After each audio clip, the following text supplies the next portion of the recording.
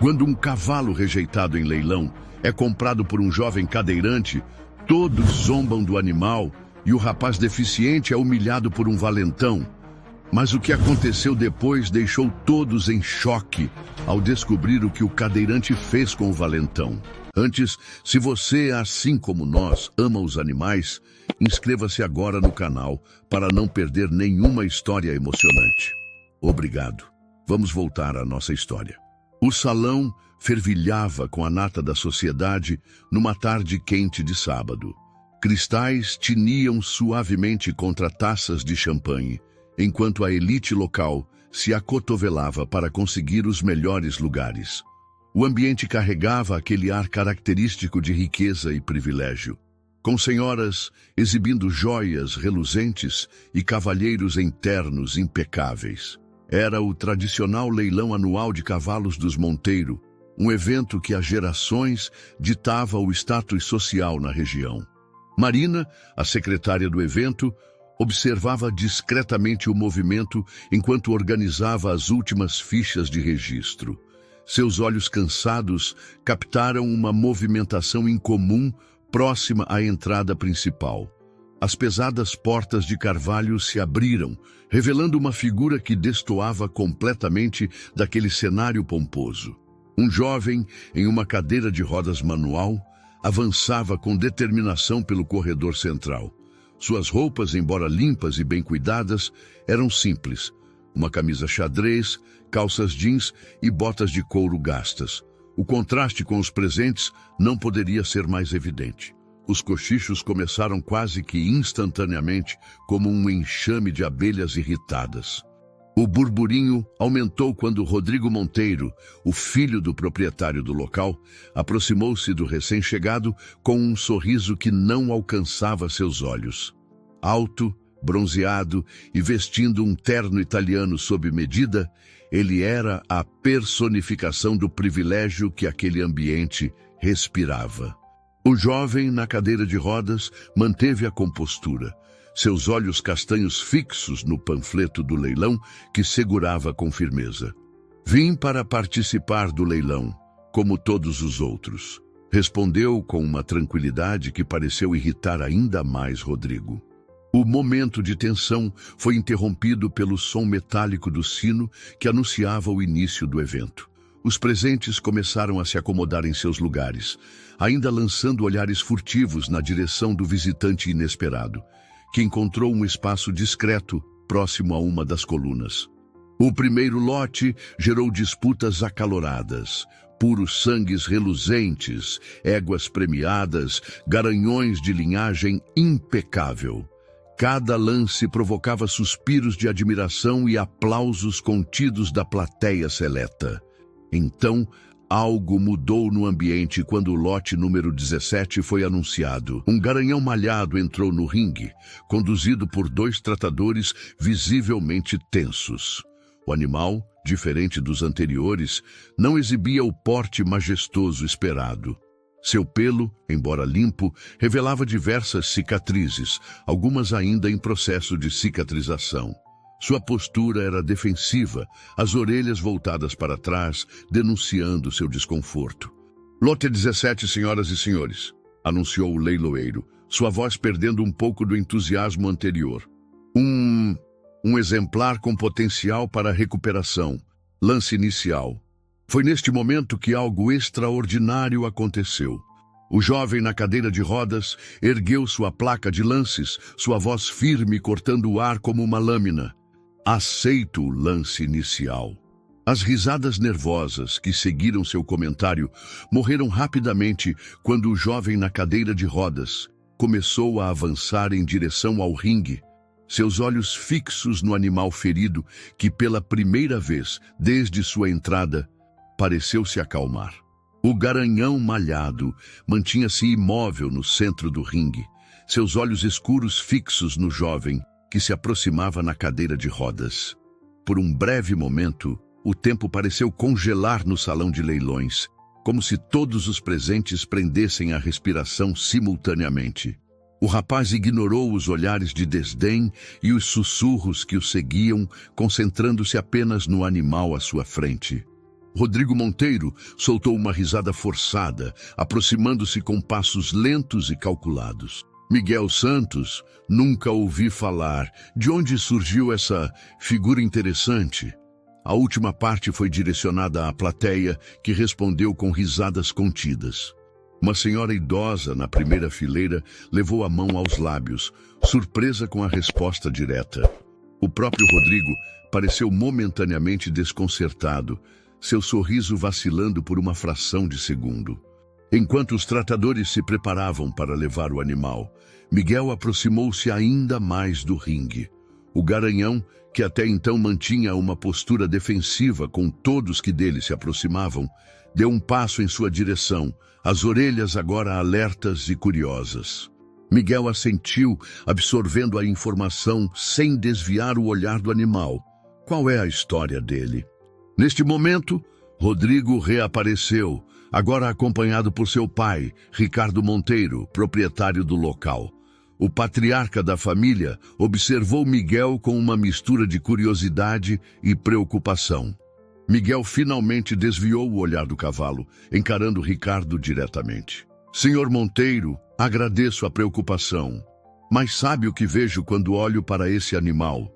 Não vejo perigo, vejo medo, vejo dor e, acima de tudo, vejo potencial. Foi neste instante que algo extraordinário aconteceu. O garanhão, que ainda estava no ringue, soltou um relincho agudo e avançou na direção de Rodrigo, fazendo-o recuar assustado. No entanto, ao passar por Miguel, o animal diminuiu o passo, baixando levemente a cabeça em sua direção. Marina, que observava tudo de seu posto, não pôde conter um sorriso. Em seus muitos anos trabalhando nos leilões dos Monteiro, nunca havia presenciado uma cena como aquela. Era como se o cavalo, de alguma forma, reconhecesse em Miguel uma alma igualmente ferida. Miguel estendeu a mão lentamente, seus dedos a centímetros do focinho do animal. O salão inteiro pareceu prender a respiração, esperando o pior. Mas o garanhão, contrariando todas as expectativas, permitiu o toque, fechando os olhos por um breve momento. A pequena propriedade de Miguel ficava a cerca de 40 minutos da cidade. Era um lugar modesto, mas bem cuidado, com um estábulo reformado e um amplo pasto cercado.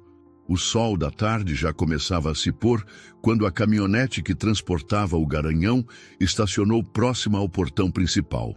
Josefa, a governanta que cuidava da propriedade há mais de 2 décadas, aproximou-se lentamente. Seus cabelos grisalhos estavam presos em um coque frouxo e suas mãos calejadas revelavam uma vida inteira de trabalho árduo. Meu Deus do céu, Miguel! Quando você disse que tinha comprado um cavalo no leilão, imaginei algo diferente. As palavras dele trouxeram à tona memórias que Josefa preferia esquecer. O acidente há 5 anos que mudara para sempre a vida do jovem que ela vira crescer. Miguel tinha apenas 22 anos quando aconteceu. Era um dos cavaleiros mais promissores da região, com várias medalhas e troféus conquistados em competições estaduais. Naquela fatídica manhã de domingo, durante um treino rotineiro, seu cavalo se assustou com um barulho repentino e o derrubou. A queda foi violenta e o diagnóstico devastador: lesão medular, paraplegia permanente. Miguel assentiu, seus olhos perdidos em reminiscências. As pessoas mudam, Josefa. A dor nos ensina, mas também nos transforma. Hoje entendo que não foi culpa do animal. Como vai chamá-lo? Perguntou Josefa, notando a conexão silenciosa entre os dois. A noite já caía, quando Miguel começou sua rotina com Fênix. Com paciência, apresentou-lhe o estábulo reformado, o coxo com água fresca, o feno de primeira qualidade. O animal, embora ainda desconfiado, seguia seus movimentos com interesse crescente. Em determinado momento, enquanto Miguel ajustava a altura do coxo, uma lembrança súbita o atingiu.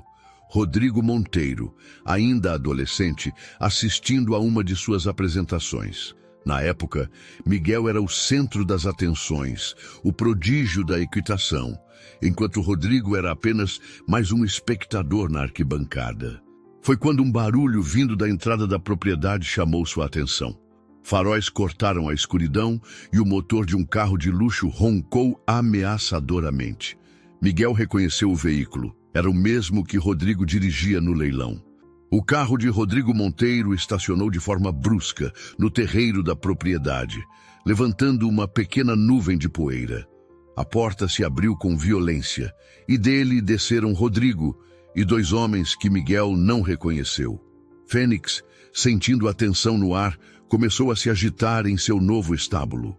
"Calma, amigo", sussurrou Miguel, posicionando sua cadeira de rodas de forma a ficar entre o estábulo e os visitantes indesejados. Josefa permaneceu na varanda, seu telefone celular discretamente em mãos, pronta para qualquer emergência. Miguel manteve a calma, embora suas mãos apertassem com mais força os aros de sua cadeira. "O que você quer, Rodrigo? Já passa das 9 da noite." "O leilão acabou", respondeu Miguel com firmeza. "Fênix não está à venda." Miguel sentiu algo mudar no ar. Havia algo na voz de Rodrigo, uma nota de ansiedade que não combinava com sua postura arrogante. "Que história seria essa, Rodrigo?" Foi então que Josefa, que observava tudo da varanda, decidiu intervir. "Senhor Monteiro!" Sua voz firme cortou o ar noturno. "Sugiro que vá embora. Caso contrário, serei forçada a chamar a polícia."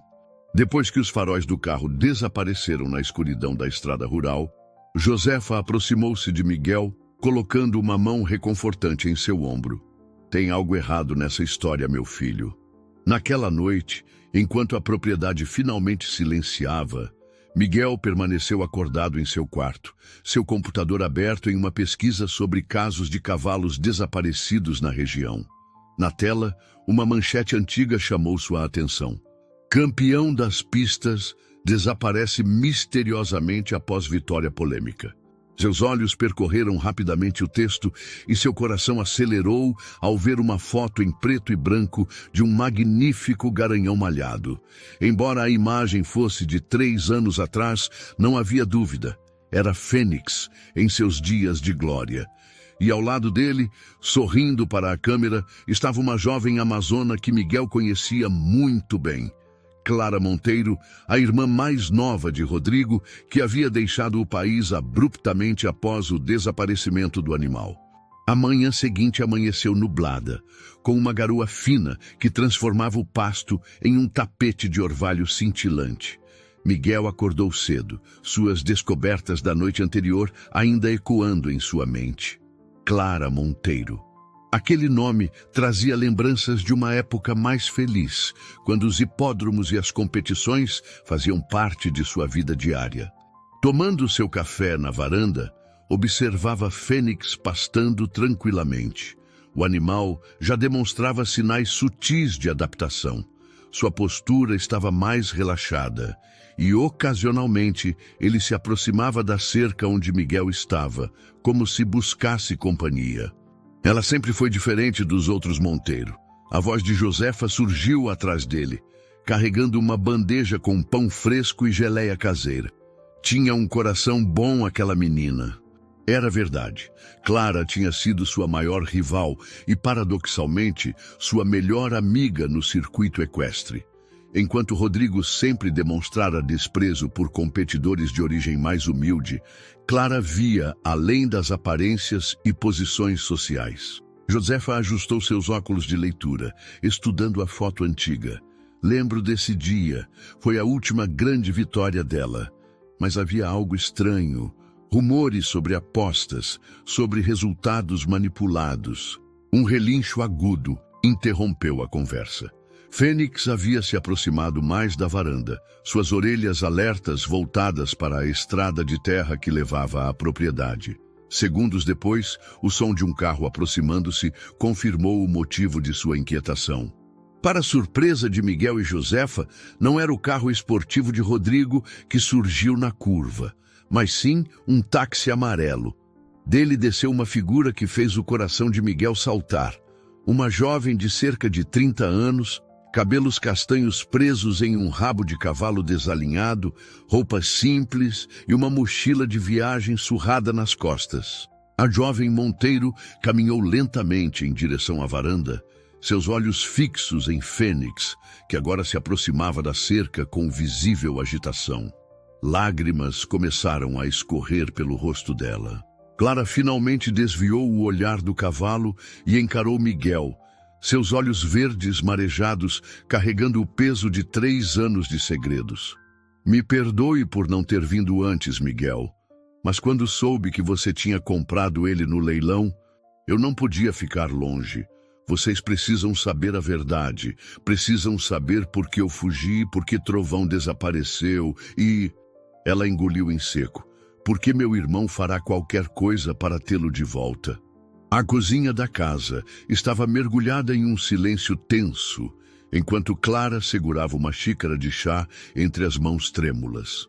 Através da janela, podia-se ver Trovão, ou Fênix, como Miguel o havia renomeado, pastando tranquilamente sob a garoa que ainda caía. Miguel ajustou sua cadeira mais próximo à mesa, seus olhos fixos em Clara. A jovem que tinha diante de si era muito diferente daquela amazona confiante que conhecera anos atrás. Havia uma fragilidade em seu olhar, mas também uma determinação silenciosa.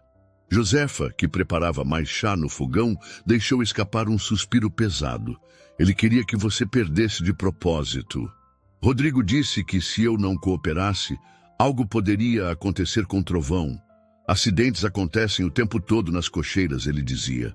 Clara fechou os olhos, revivendo as memórias dolorosas. Numa noite, após me recusar mais uma vez a participar do esquema, encontrei Trovão muito agitado em sua baia. O veterinário descobriu traços de uma substância estranha em seu bebedouro. Foi quando percebi que precisava agir. Clara continuou. Com a ajuda de um tratador de confiança, planejamos tudo. Numa noite sem lua, tiramos Trovão do Aras e o levamos para uma fazenda distante. Eu sabia que precisava desaparecer também. Rodrigo nunca me perdoaria. O rosto de Clara se contorceu em uma expressão de dor. O tratador que me ajudou, ele sofreu um acidente alguns meses depois. Nunca soube se foi realmente um acidente. Perdi o contato com a fazenda onde Trovão estava. E quando finalmente consegui localizar o lugar, ele tinha sido vendido. Passei os últimos anos seguindo pistas falsas, tentando encontrá-lo. Neste momento, um relincho agudo cortou o ar. Os 3 viraram-se para a janela, onde viram Trovão em posição de alerta, suas orelhas voltadas para a entrada da propriedade. Clara levantou-se abruptamente, o pânico visível em seu rosto. Ele deve ter descoberto que estou aqui. Miguel, você precisa saber de mais uma coisa. Aquela última corrida, a da foto, não foi apenas manipulação de apostas. Houve algo muito pior.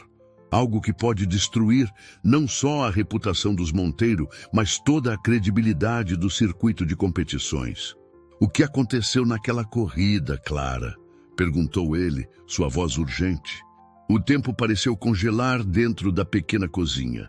A chuva batia com mais força contra as janelas agora, criando uma trilha sonora sinistra para a cena que se desenrolava.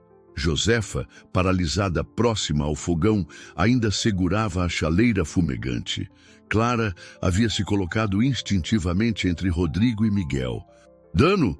Rodrigo soltou uma risada amarga, a arma ainda apontada para o grupo. Você tem ideia do que sua fuga causou à nossa família? O que seus joguinhos de moralidade custaram? Essa não é a solução, Rodrigo, disse Miguel, sua voz serena cortando a tensão como uma lâmina afiada. O que aconteceu naquela última corrida? O que foi tão grave que você precisa esconder com tanta desesperadamente? Você não entende, murmurou ele, a mão que segurava a arma tremendo levemente. Não era para ninguém se machucar. Era só para ser mais uma corrida manipulada. O rosto de Josefa empalideceu com a revelação, e Miguel sentiu seu coração apertar. Agora tudo fazia sentido, a obsessão de Rodrigo em recuperar Trovão, o desespero em manter Clara longe. Neste momento, um relincho poderoso cortou o ar. Trovão havia se aproximado da janela da cozinha, seus olhos inteligentes fixos na cena que se desenrolava dentro da casa. O som pareceu despertar algo em Rodrigo, que por um momento baixou levemente a arma. Foi tudo o que Miguel precisava. Com anos de experiência em manobrar sua cadeira, ele avançou rapidamente, usando o elemento surpresa a seu favor. Seu movimento brusco pegou Rodrigo desprevenido, fazendo-o perder o equilíbrio no piso molhado da cozinha. "Acabou, Rodrigo", disse Clara, chutando a arma para longe do alcance do irmão. "Não vou mais permitir que você machuque ninguém." O pânico tomou conta de todos quando viram ele pegar um galão de combustível que estava próximo ao trator. Miguel, impotente em sua cadeira, observava horrorizado enquanto Rodrigo avançava em direção ao estábulo. Com uma precisão impressionante, Trovão se colocou entre Rodrigo e o estábulo, empinando majestosamente. A visão do imponente garanhão, recortado contra o céu tempestuoso, fez Rodrigo recuar, deixando cair o galão de combustível. O som das sirenes da polícia cortou o ar da madrugada, misturando-se com o tamborilar da chuva, que agora caía com menos intensidade. Trovão permanecia como uma estátua viva entre Rodrigo e o estábulo, suas orelhas atentas a cada movimento. O momento de tensão havia passado, mas o ar ainda estava carregado com o peso das revelações recentes. "Nunca pensei que viveria para ver isso", murmurou Josefa, observando a cena pela janela da cozinha. O cavalo que todos chamavam de perigoso, protegendo seu novo lar. Miguel sorriu suavemente, seus olhos fixos em Trovão. "Porque eu reconheci o olhar dele, Clara. Não era raiva que ele carregava, era mágoa. A mesma mágoa que eu carreguei depois do meu acidente." "Senhor Monteiro", chamou um dos policiais, "precisamos que nos acompanhe até a delegacia." Rodrigo ergueu o olhar, encontrando-o da irmã.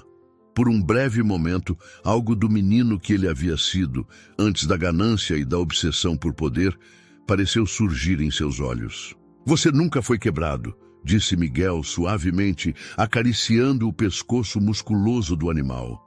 "Só precisava de alguém que acreditasse em você." Já era quase manhã quando o último policial deixou a propriedade. O céu começava a clarear no horizonte, prometendo um novo dia. Josefa havia preparado café fresco para todos e o aroma reconfortante preenchia a casa.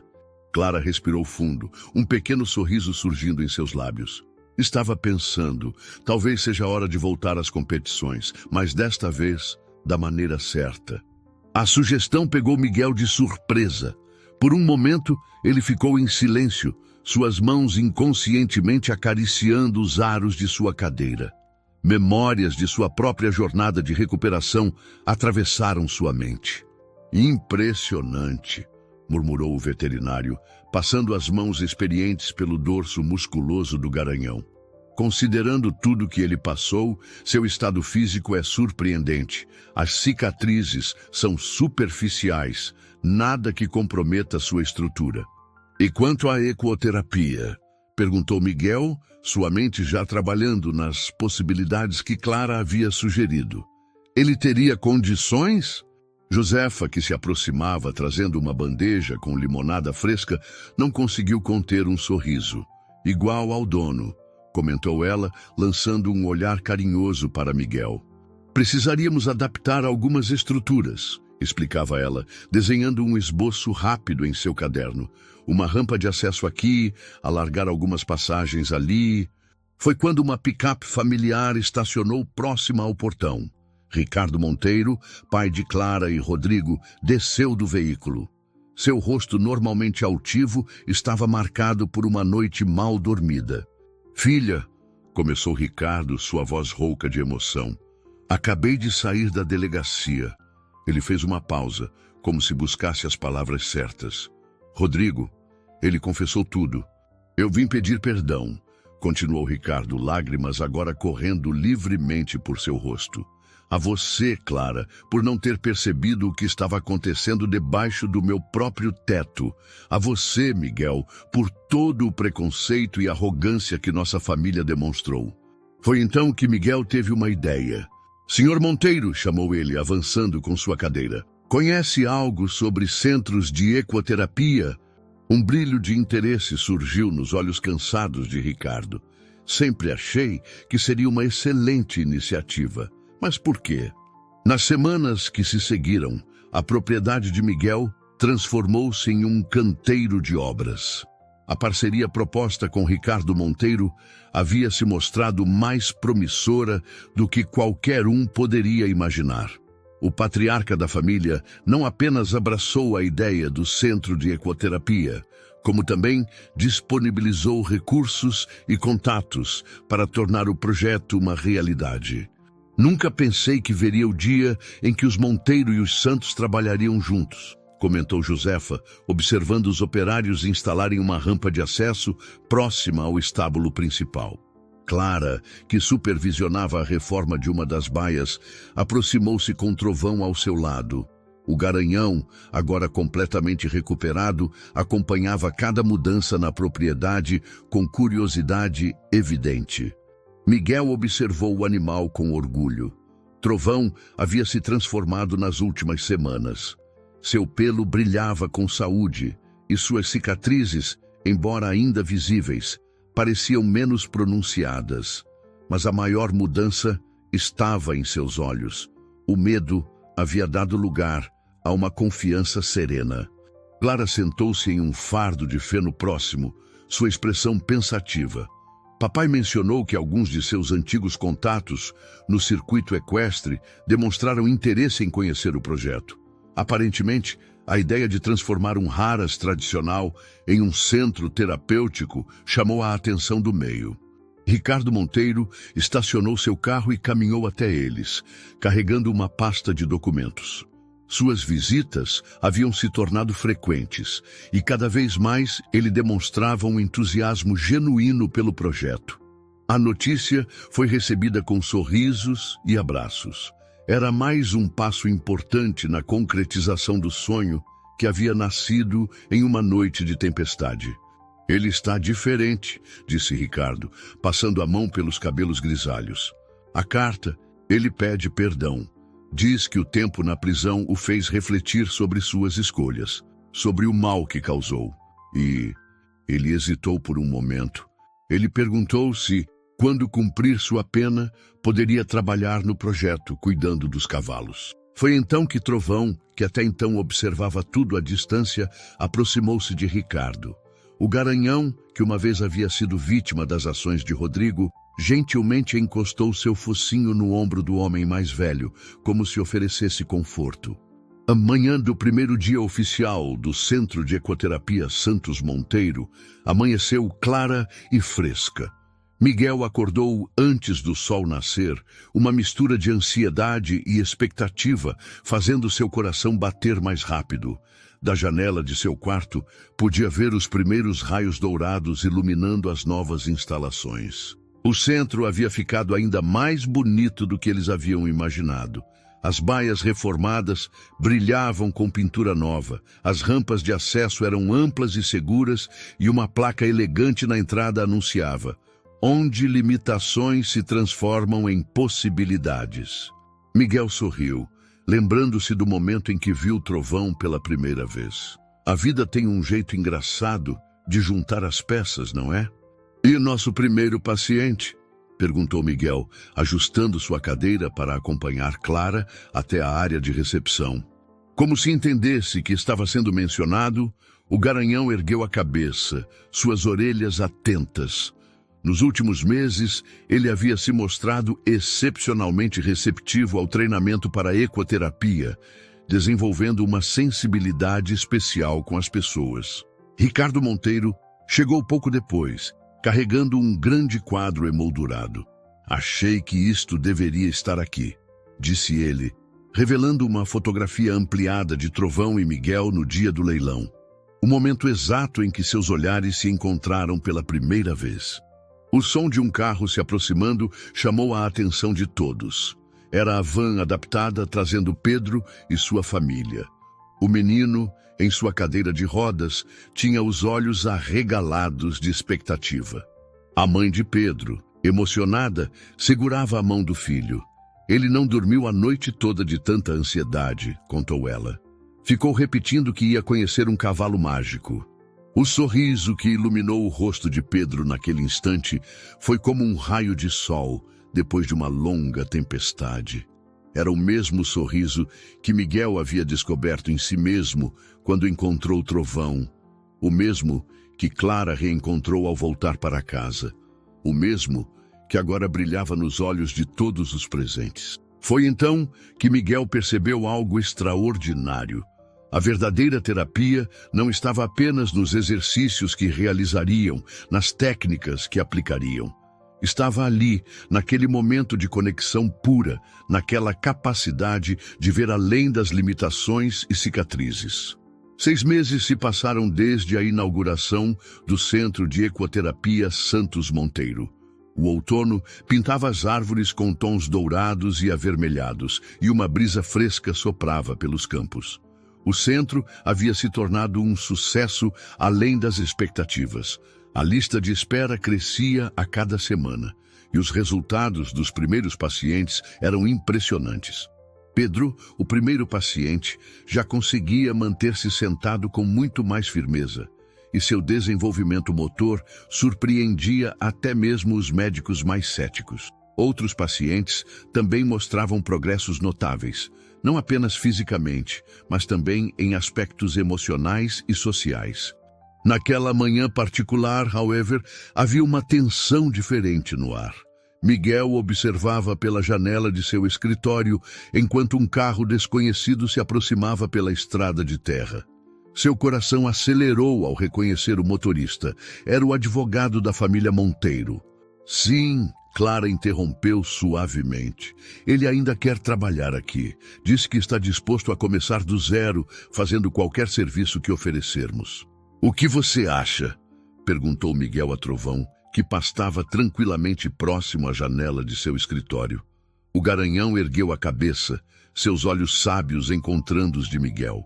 Uma semana depois, o mesmo carro do advogado retornou à propriedade. Desta vez, porém, trazia um passageiro adicional. Rodrigo Monteiro saiu do veículo lentamente, quase hesitante. Estava mais magro, seu rosto mais pálido, e seus olhos haviam perdido aquela arrogância característica. "Bem-vindo de volta", disse ela, sua voz embargada. Foi então que algo extraordinário aconteceu.